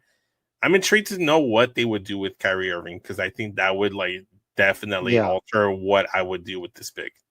Especially with Masai Ujiri now in charge, and even the Jason Kidd out as coach. So, Oh man, I forgot Jason Kidd's not there anymore. Wait, isn't Masai Ujiri drafting here now? yes, that's yeah, exactly. Oh man. So we maybe- can expect a big wing who can't shoot. I think most likely Oh, need a mint. Need a mint's going here. would not be surprised, man. Would not be What surprised. about Kareem Lopez? Do you think this is a reach for Kareem Lopez at number 9? Seems like it. I haven't done enough scout on him, but it seems like it based on the boards and what the way people have kind of ranked out the talent. But again, Masai is someone who's not going to be afraid of going against the grain, so he'll pick whoever he thinks is best, regardless of the spot they're in. But yeah, Masai has had a type in the past. So Nate Ament definitely fits that type, but I think Braden Burries and the defensive, having a wing defender, who can guard on ball and let Cooper, guard the other wing scorer, that would be a pretty good get for them. Yeah, I like it. I just think Braden Burries is probably like the perfect player here at this spot. Not only does he fit long term with Cooper Flag, he just kind of fits right now. And honestly, that's really solid. I can see a situation where Keaton Wagler falls all the way to 9, and if he's at 9, you just take him and run. I could see any of the guards that were selected for 5 through 8 fall to this spot at number 9. It just really depends on what the teams above them really value here. Because you look at Atlanta, if they take a Demara and they go against what we think they should do, now you have Mikal Brown Jr. here available at 9, and now you have like, okay, well, maybe I will go with Mikal Brown Jr. over Braden Burris. So it really depends. But I think Braden Burris, given how this mock draft is going, I think he's the guy at 9. Number 10 here, the Milwaukee Bucks. We don't know what the fuck they're gonna do, because we don't know if they're gonna trade Giannis. I think they're gonna trade Giannis, but do they make this pick with the intention of maybe we can one last final pitch to Giannis? Look at who we drafted. Because you, despite everything that's been said, you never know. Like if they do like somehow hash it out with Giannis, and he says, you know what, no, I'll extend, and they somehow decide to keep Giannis, and they need kind of like a ready-made starter, or for them. And in that case, it could be Axel Lendeborg. Or they could, decide to go with a developmental pick like Nate Ament, or whoever they think is the highest, like an on-ball creator like LeBaron Philon at this point. It's completely up in the air. This is a very we kind of think we know what's going to happen with their offseason, but we don't really know how they view their roster. And on their current roster, I mean, they've got the Antetokounmpo, the 3 of them. So they've got was it Alex Thanasis and they still got Kuzma and Bobby Portis Jr. on there. Yep, yes they do, and they still have got some young, they got AJ Green who was a good young guard for them. They still have people they can trade like Gary Trent Jr. They picked up Ousmane Dieng last year. They still have KPJ, Kevin Porter Jr. They still have Ryan Rollins, and of course Miles Turner. But if they trade Giannis, then you imagine all those guys are on the block. Probably AJ Green might be the only person they keep out of that. Probably Ryan Rollins, because I don't know what trade market for him would be. But this is it, a high level star potential, and it may be a reach to hope for that at number 10 at this point, but whoever is the best talent you can get on the board here. Yeah, honestly, I agree with you. I mean, Paul George was drafted number 10, so you never know what might happen here. Yaxel Landenberg I do like, but I think there's just like an overabundance of the same thing because you have a Kyle Kuzma and a Bobby Portis as well. You still have Torian Prince too in the roster too. I forgot. Yep. And then you got Miles Turner. That's just like a lot of clutter. Like unless you go with like someone that's gonna play or like play those Giannis minutes or something. Well, if they're keeping Giannis, then I think they look at Yaxel. I don't think you look at him if you're not keeping Giannis, because at that point you need to start all over. So yeah. So I think if I'm Milwaukee, if I'm Milwaukee, I'm not saying this is what they would do. If I'm Milwaukee, I take LeBaron Philon Jr. Like here at number 10. LeBaron Philon can run the point, play well with what they currently have. I don't think they have something perfectly set at point guard. I think that's probably the weakest position is the guard position, either guard position, in my opinion. That's probably where you can upgrade the most. And even if you do trade Giannis, I think he's a perfect starting point to like run your offense and be a guy there. I think they might go need him, man. They link with him so much. They could. That could be. Giannis was picked like 16 or something. So if Nate Ament is a project, then that'd be perfectly fine. They do have some young guard. AJ Green and I guess Ryan Rollins, but I think LeBaron Philon is him or a Nate Ament is really where I would go, or what I think they would go. Mm-hmm. Which is more Milwaukee? I think Nate Ament might be more Milwaukee style. Yeah, we're gonna go Nate Ament here. Just because it'd be too smart to go with LeBaron Philon here. So yeah, I think that they would gamble more at this pick. Yeah. So number 11, we have the Golden State Warriors. This is where it gets interesting. Because I could see Yaxel Landenberg, this is where he can go. I could also see a Daymara going here. I could also see someone that I want for the Bulls. Cameron Carr would fit in perfectly and be an athletic scoring wing, a 3-and-D kind of guy for this team. They could go anywhere here. They can maybe even go Hans Steinbeck if they really like Hans Steinbeck. I wouldn't go Hans Steinbeck. You could see a world where they maybe decide, LeBaron Philon can be an on-ball creator for them, play next to Steph Curry, and maybe they just play a small guard lineup that can facilitate on both ends of both sides of the perimeter, having both of them there. I think they go with one of the Michigan guys, maybe, if not Cameron Carr. But what do you think? So obviously they've got Steph, Draymond. They don't quite have Jimmy Butler this year, most likely. No. Question mark on bringing back Kristaps, Horford. They still have, I think they'll keep DeAnthony Melton, and they have Pajemski. They still have Seth Curry. They'll probably keep him. Moses Moody, Quentin Post, Guy Santos. And if they're still looking to make Steph's prime, competitive, I think Yaxel Landenberg is probably the pick. Probably the most ready-made starter or ready-made contributor, let's say, coming off the bench or not.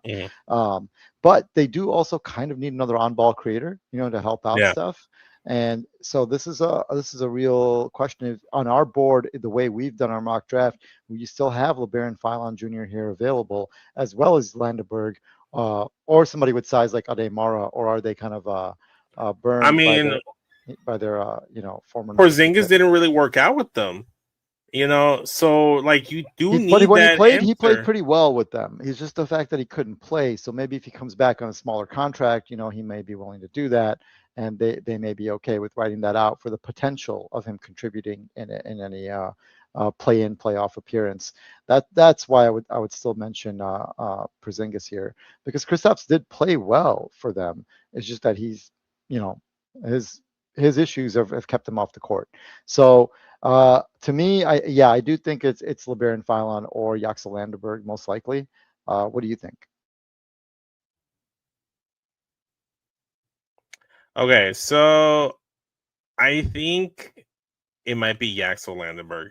I just like Yaxel so much here, and I think he fits perfectly, especially if you decide you want to move away from a Draymond Green to continue to like extend this this window with Steph Curry to be able to contend or be in the playoffs or even play in.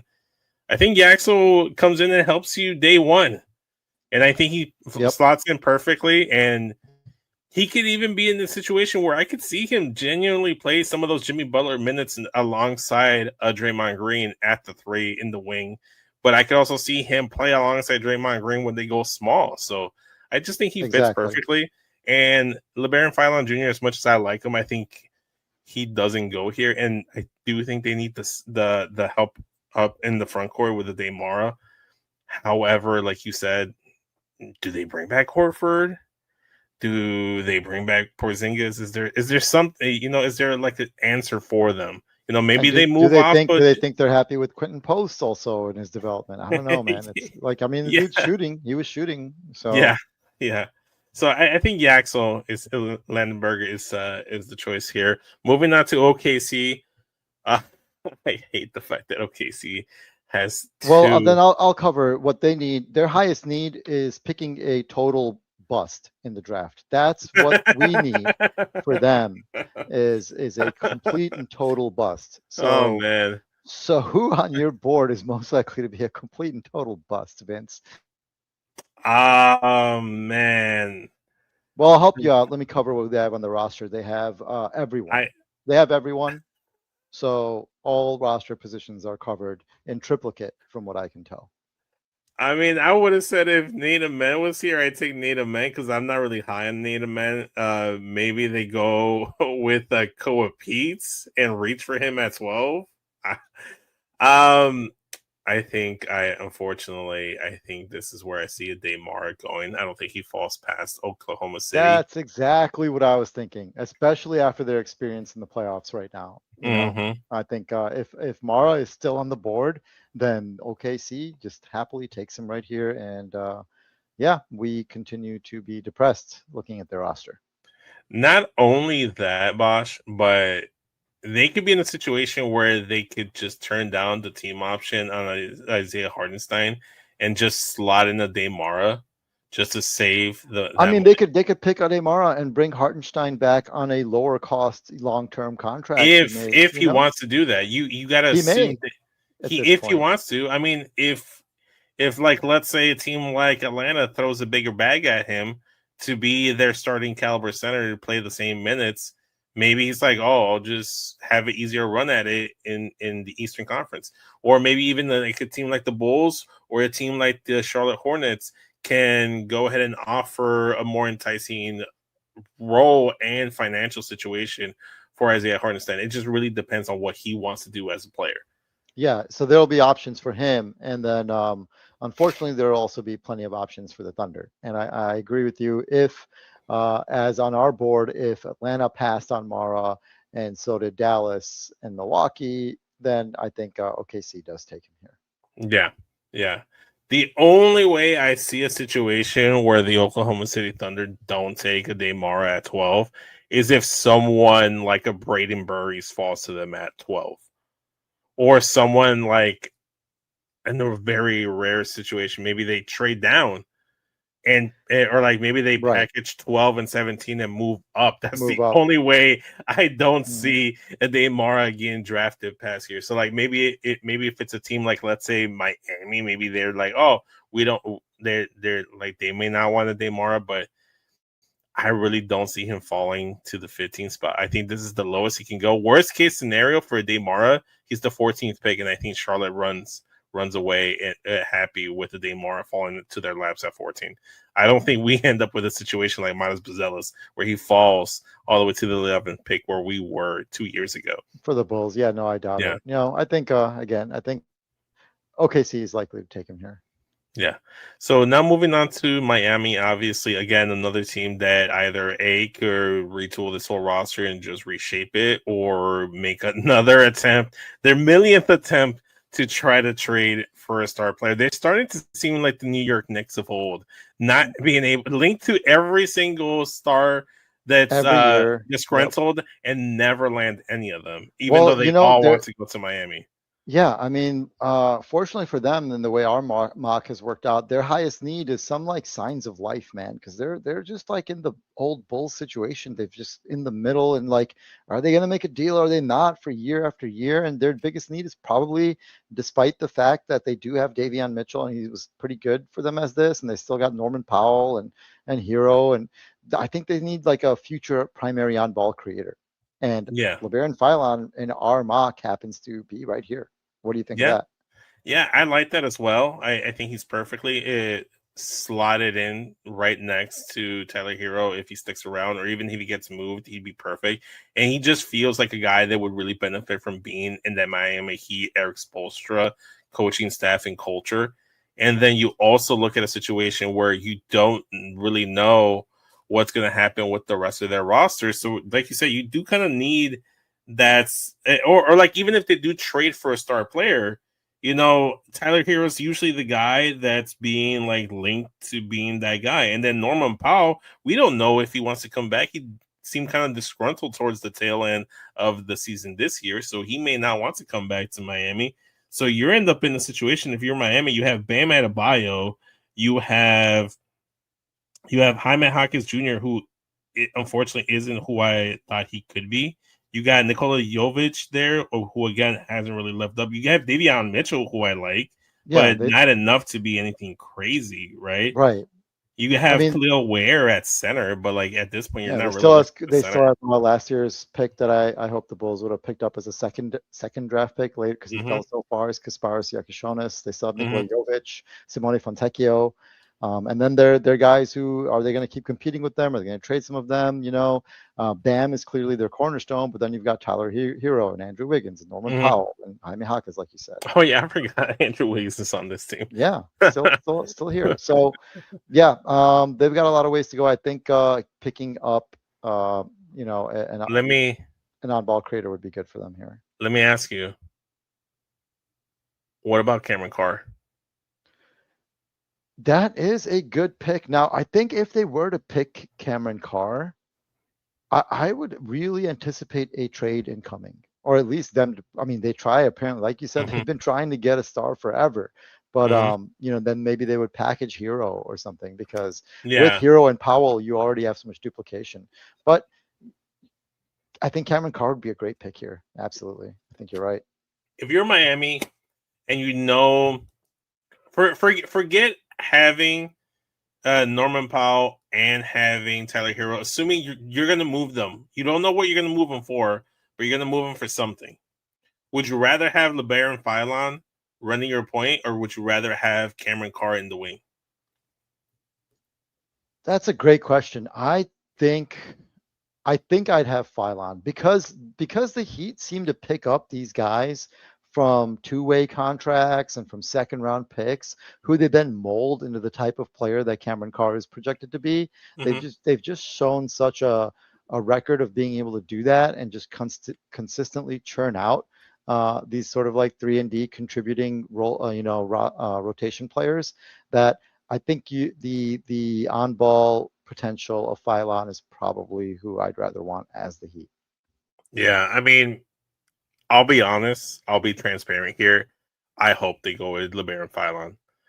Not because I wouldn't want him to fall, because I think if LeBaron Philon keeps falling this far, I don't think he gets picked up by Charlotte, because I think there's so much redundancy there that I don't think they need that on-ball creator, because you have. Yeah, no, I agree completely, because and again, they've got Knipple, right? For shooting, so I don't think Carr would be their pick either. I think, well, we'll get to Charlotte, but yeah, I think you're right though. I hadn't thought about it, but Cameron Carr would be a very good pick for the Miami Heat roster. It's just that in our mock, the way it worked out so far, I kind of think they've got like a gimme right here. Yeah, Philon. I'll say this. And a little bit spoilers. Maybe I shouldn't be doing spoilers like this and just talking about the next Bulls pick here.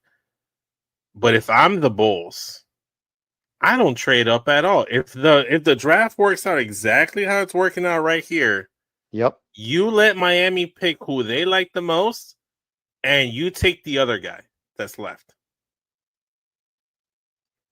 We'll talk about it.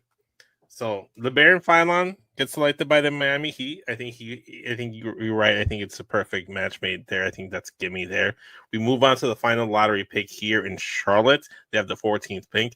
They can go anywhere. I think they need front court depth for sure because they're trying to find that center of the future.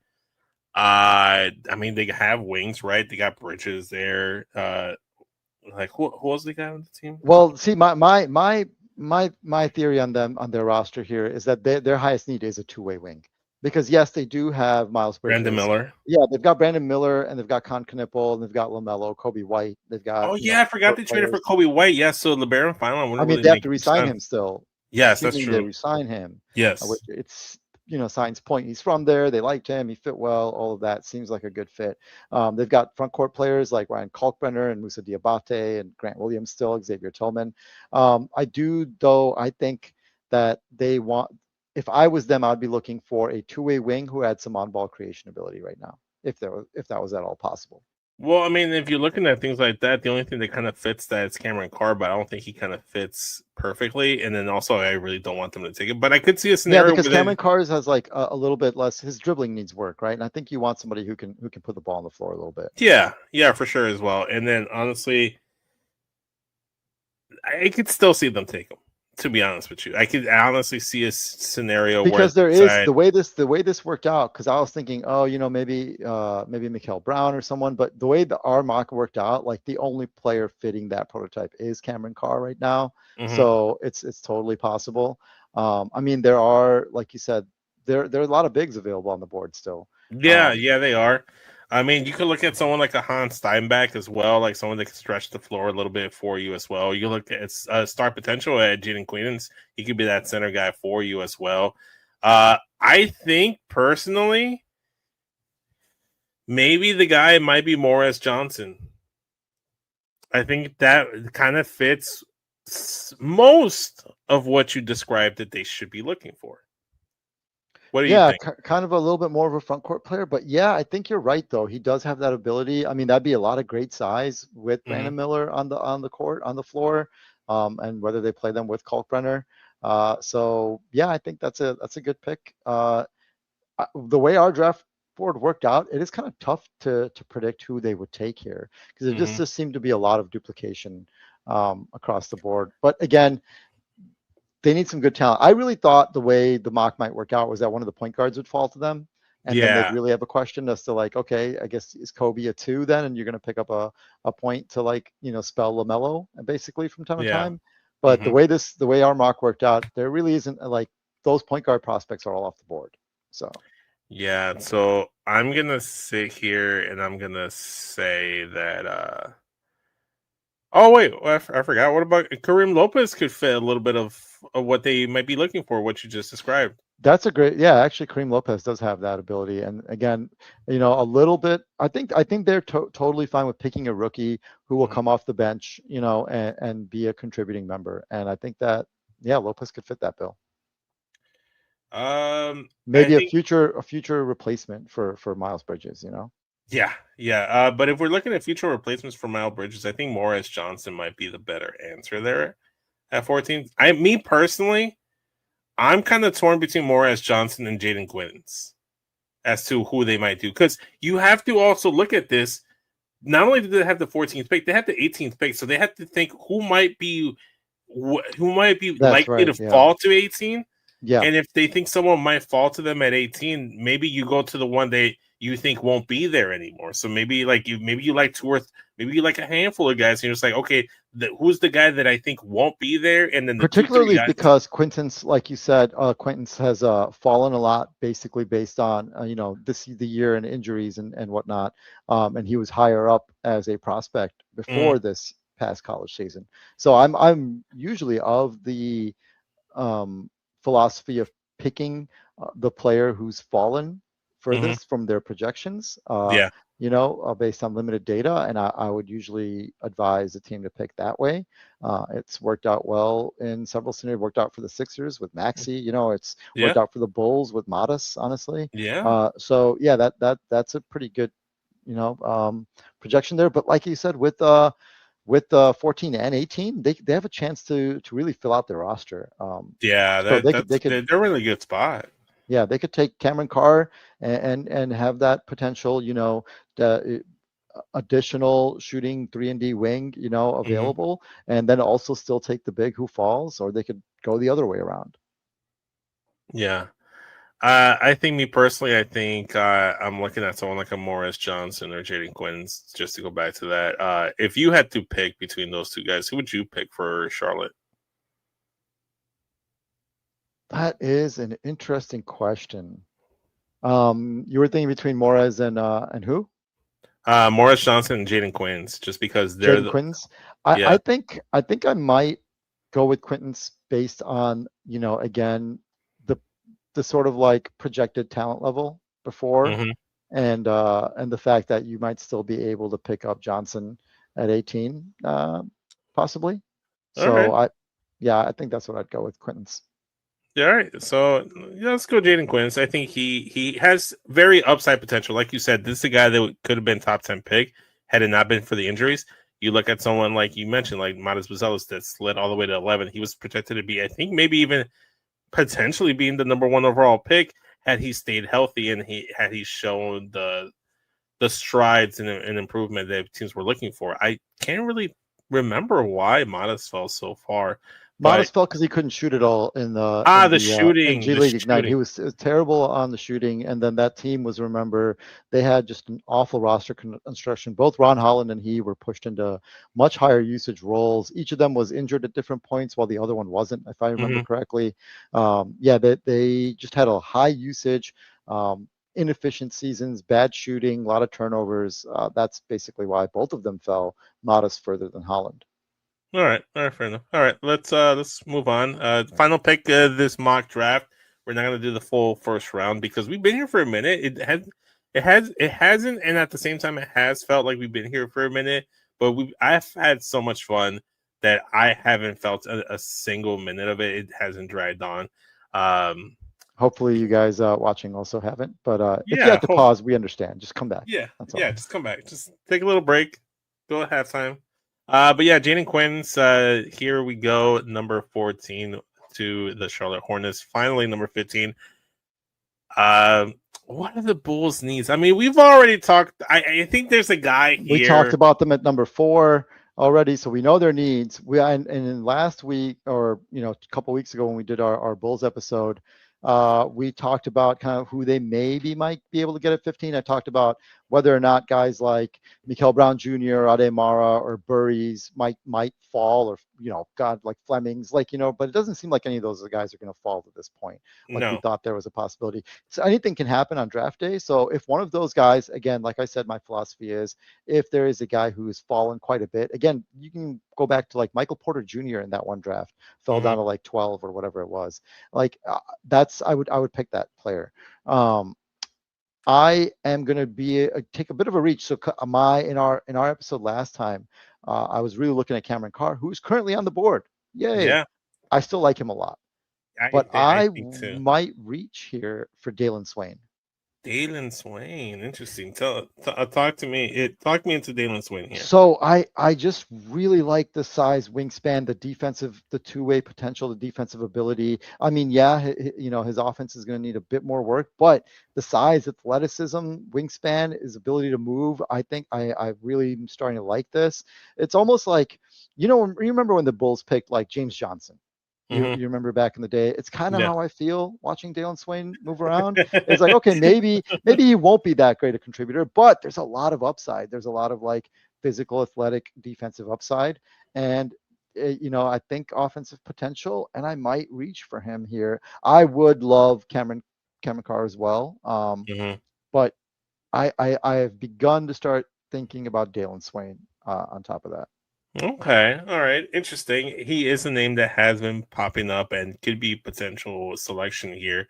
I wouldn't even be surprised if a team like Charlotte decides he might be gone at 18. Let's take him. Like, we're not in love with anybody. Like, they could take him at 14 as well. So we'll see. I think me personally, if we're in the situation and Cameron Carr is still there, I'd rather take Cameron Carr and have him flop and not, in worst case scenario, be a 3-and-D guy in the NBA than pass up on him and see him in OKC or Memphis, or let Charlotte get a second crack at him at 18. So I think at this point, I think you take Cameron Carr. I think that is more likely also. I'm a little bit swayed by I'm forgetting it hasn't been long enough. I've already forgotten Bryson Graham. Thank you. Yeah. Bryson Graham's name, I was slipping my mind there. But I think from his draft record, from what he was credited with in New Orleans with guys like Herb Jones and Trey Murphy, also kind of swung me towards, maybe these are the kind of reaches. I do hope, because he was coming in with a rep, if for anything, then it was for talent evaluation. I hope that one reason I threw Dalen Swain out there is because I hope that Bryson Graham takes the guy he really believes is the best player at this spot. Yeah. So whether that is, it's the 15th pick, man. If the 21st, 22nd, 23rd, 25th best player on the board is somebody you think is best, take him. If you weren't able to make a trade down that really benefits the team, just take him. That's, don't worry about the board. I want Bryson Graham to show his chops here. And it's not like I need him to make a reach. I need him to make the pick he really truly believes in, regardless of popular opinion. Yeah, for sure. All right. Let's just solidify this. I'm gonna go Cameron Carr. I think you take him. I think I like him. I'm going to show my bias here and say I think Cameron Carr goes here, and this is why I also like him. And like you said, like if you remember again in our Bulls preview, that's who I had initially proposed here anyway. So, and then also too, like maybe the only other guy that you can maybe talk me into was Morris Johnson, just because he is from Chicago and I do like him as a player. However, I feel like if we do end up with Caleb Wilson at number 4, I feel like there's redundancy here. And I think you need to add some more size in the wing. You don't have a lot of size in the perimeter, I should say. And, I will throw a mention out here if we're talking about guys falling, it's not that far, but Hans Steinbach is usually rated a little bit higher than this. Yes. So he would be the highest rated on the board by popular consensus. Again, that if that matches up to Bryson Graham's viewpoint, I don't know. We don't know. Yeah. There's no way to know at this point. But I will throw that out there just for a mention that based on who's left on the board, according to Fanspo's rankings, Hans Steinbach is like 4 slots ahead of 3 slots ahead of the available players here. I'm just not the biggest Hans Steinbach guy. I just don't think he's going to be that great of a player. I'm more high on the guy like a Morris Johnson. And it's also, we've just had so few wings work out here, especially the either shooting wings or big athletic wings. We need one of those guys. So that's one reason I've completely ignored some of the bigs here, and looked at instead Cameron Carr and Dalen Swain.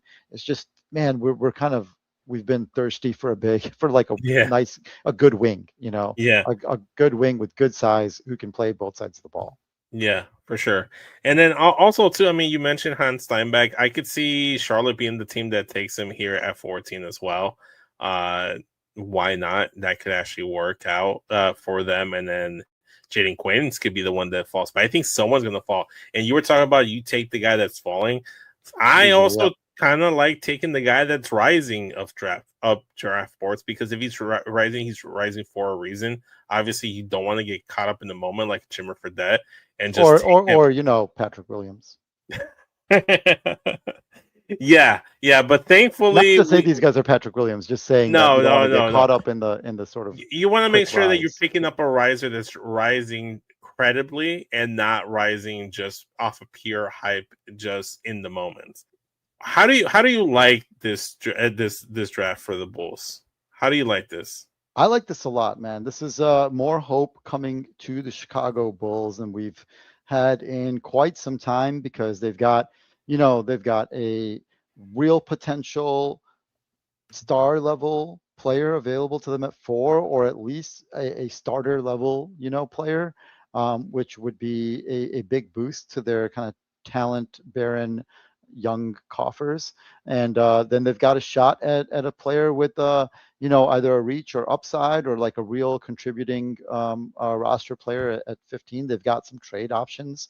I think with the amount of talent in this draft, and again, even in the top 4, it's so totally possible based on the way the teams are looking at these 4 players and their own particular scouts and biases and the way their rosters and their own current young players work out, that a guy who was number 1 on our board may even fall to us. So whether he does or not, I'd be pretty happy with whoever the leftover pick is of those 4. And at 15, I think there's a lot of really good options. I am very, fingers crossed, very hopeful that this is not a Chandler Hutchison or a situation, my God, that's so or Dalen Terry situation. Like I am very, very hopeful, and they still have a second round pick after this, like a decent second round pick, 38th pick, where they picked up Io DeSumo, if memory serves. Yeah. So yeah, I'm very happy. And again, the mid-level talent on the board is also pretty cool. Like we were talking a lot about guys we liked, whether they were bigs like Quintance or Steinbach who fell, or kind of flyers you could take out on guys like Dalen Swain or Morris Johnson Jr. So there's a number of point guard options for the future who probably won't fall to us, but anything's possible. So no, I'm loving it right now. I think this is a great draft prospect for the Bulls. I think so too. And then I'm not too well informed in terms of the second round prospects in order to make an informed decision there as well. The only thing I can throw out is I think Peja Stojakovic's son is out there. Why not take him with the 30th pick? I have no idea if he's good or not. I've heard he can't shoot, which is weird, but like, screw it. Take him. No, I guess it wasn't recessive. So so that's our mock draft, guys. Let us know what you guys think. Obviously comment down below on the video description if you're watching this on YouTube. Hit us up on social media at 606 Universe, at SESVince for me, at System Lord Tech. Yeah, System Lord on Instagram without the E, or systemlords.bsky.social on Blue Sky. Yes. Definitely comment on the reels, comment on the videos. Let us know what you guys think. Do you think we're crazy? Yeah, like are we completely off base? I don't think we are. No, I had somebody reach out to me on Blue Sky and really push why they thought Darryn Peterson was really being slighted in these rankings, and they thought he was the best prospect in the draft, and that we should be kind of angling to really hope for having him fall to 4, despite the kind of concerns we brought up. And I said, he does. Be very happy with that. Yeah, I would be ecstatic. Like I said, I compared him to Ant Edwards, so yeah, that would be pretty cool. Yeah, and Edwards is one of my favorite players currently in the NBA. So if we were to end up with anyone similar to that, I'd be so happy. And then just having a great shooting guard in Chicago, I feel like it would be very fitting. Yeah, very fitting, like a glove almost, seamlessly. Let us know what you guys think. Obviously, we want your feedback. We want your thoughts and opinions. Let us know what you guys think. Should we continue with our mock draft? Did you like this? Can we do this at a quicker pace if we decided to do the rest of the first round? I am curious. Can we do anything at a quicker pace at this point? Yeah. Oh man, we'll see when we drop our Spider Noir. We'll try to make those a little bit more digestible episodes. Yeah. We'll see. We'll catch you guys on the next one. Once again, follow us and find us everywhere at 606 Universe, spell out the first 6, and also at Wallop Media. You can find us there. We have dual citizenship now, guys. We're dual citizens. We're Canadians and Chicagoans. We got the best of both worlds. How about that, eh? We'll catch you guys on the next one, guys. Later.